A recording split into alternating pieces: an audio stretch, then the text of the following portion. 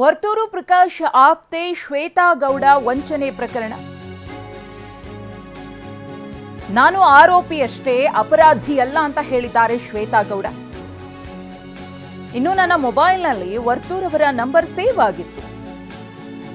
ಅವರ ನಂಬರ್ ಅನ್ನ ನಾನು ಮೈಸೂರು ಪಾಕ್ ಅಂತ ಸೇವ್ ಮಾಡಿಕೊಂಡಿದ್ದೆ. ನನ್ನ ಮನೆಗೆ ವರ್ತೂರು ಸಂಬಂಧಿ ಒಬ್ರು ಬರ್ತಾ ಇದ್ರು. ಅವ್ರು ಹೇಳ್ಕೊಳ್ತಾ ಇದ್ರು ವರ್ತೂರು ಸಂಬಂಧಿ ಅಂತ ಹೇಳಿ. ಆಕೆಯ ನಂಬರನ್ನು ಆ ರೀತಿ ಸೇವ್ ಮಾಡಿದ್ದಾಳೆ, ನಾನು ಸೇವ್ ಮಾಡಿಕೊಂಡಿದ್ದಲ್ಲ. ನನ್ನ ಮನೆಗೆ ಬಂದಂತಹ ವರ್ತೂರು ಪ್ರಕಾಶ್ ಅವರ ಸಂಬಂಧಿ ಅಂತ ಹೇಳ್ಕೊಂಡು ಬಂದಂತಹ ವ್ಯಕ್ತಿ ಆ ರೀತಿಯಾಗಿ ನಂಬರನ್ನು ಸೇವ್ ಮಾಡಿದ್ದು. ನನ್ನ ವಿರುದ್ಧ ಪಿತೂರಿಯನ್ನು ನಡೆಸಿದ್ದಾರೆ ಅಂತ ಹೇಳಿ TV9ಗೆ ಆರೋಪಿ ಶ್ವೇತಾ ಗೌಡ ಅವರು ಮಾತನಾಡಿದ್ದಾರೆ.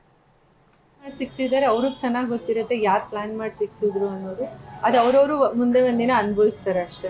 ನನ್ನ ಆರೋಪಿನೋ ಅಲ್ವೋ ಅನ್ನೋದು ಇನ್ನೂ ಜಸ್ಟ್ ಆರೋಪಿ ಥರ ಇದೆ, ಇನ್ನು ಅಪರಾಧಿ ಅನ್ನೋದಾಗಿಲ್ವಲ್ಲ. ನಾನು ಏನಕ್ಕೆ ಯೋಚನೆ ಮಾಡಬೇಕು ಹೇಳಿ. ಇವಾಗ ಅವ್ರು ಕೊಟ್ಟಿರೋದೇ ನಿಜ ಆಗಿದ್ರೆ, ನಾನು ತೊಗೊಂಡಿರೋದೇ ಇದಾಗಿದ್ರೆ ಕೋರ್ಟ್ ಲಾಸ್ಟಲ್ಲಿ ಡಿಸೈಡ್ ಮಾಡುತ್ತಾರೆ. ಪ್ರಕಾಶ್ ಅಂಕಲ್ ಅವ್ರ ಜೊತೆ ಮದುವೆ, ನಾನು ಅವ್ರ ಜೊತೆ ಮದುವೆ ಆಗೋ ಯಾವ ಇಂಟೆನ್ಷನ್ ನನಗೂ ಇಲ್ಲ. ಅವ್ರಿಗೆ ನಾನು ಮದುವೆ ಮಾಡ್ಕೊಳ್ಳೋ ಉದ್ದೇಶ ಅಂತೂ ಫಸ್ಟೇ ಇಲ್ಲ. ಅವ್ರಿಗೆ ನನ್ನ ವಯಸ್ಸಿನ ಥರ ಮಕ್ಕಳಿದ್ದಾರೆ, ಅವ್ರು ಏನಕ್ಕೆ ನನ್ನ ಮದುವೆ ಮಾಡ್ಕೊಳ್ತಾರೆ.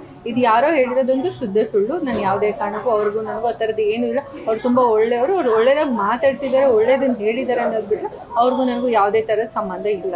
ನನ್ನ ಮೊಬೈಲಲ್ಲಿ ಸೇವ್ ಆಗಿರೋದು ಒಂದೇ ನಂಬರ್ ಮೈಸೂರು ಪಾಕ್ ಅಂತ, ಅದು ನಾನು ಸೇವ್ ಮಾಡಿಲ್ಲ. ನಮ್ಮ ಮನೆಗೆ ಪ್ರಕಾಶ್ ಅಂಕಲ್ ಅವ್ರ ರಿಲೇಟಿವ್ ಅಂತ ಒಬ್ಳು ಬಂದು ಸೇರ್ಕೊಂಡಿದ್ಲು, ಅವಳು ಆ ನಂಬರ್ನ ಮೈಸೂರು ಪಾಕ್ ಅಂತ ಸೇವ್ ಮಾಡಿರೋದು. ನನಗೂ ಅದಕ್ಕೂ ಸಂಬಂಧನೇ ಇಲ್ಲ. First of all Mysore pak ಅನ್ನೋರನ್ನ ನಾನು ನೋಡೂ ಇಲ್ಲ. ಹೇಳಬೇಕಂದ್ರೆ ಅವರು ಆಕೆ ಭಾವ ಏನೋ ಆಗಬೇಕಂತೆ, ಅವಾಗ ಆಕೆ ನನ್ನ ಮೊಬೈಲಲ್ಲಿ ತೊಗೊಂಡು ಸೇವ್ ಮಾಡ್ಕೊಂಡು ಚಾಟ್ ಮಾಡಿರೋದು. ಅದು ಎಲ್ರಿಗೂ ಗೊತ್ತು, ನಂದು ಅದರಲ್ಲಿ ಏನೂ ಮಿಸ್ಟೇಕ್ಸ್ ಇಲ್ಲ ಅನ್ನೋದು. ಅದು ನಿಜನೋ ಅಲ್ವೋ ಅಂತ ದೇವ್ರಿಗೂ ಗೊತ್ತಿದೆ.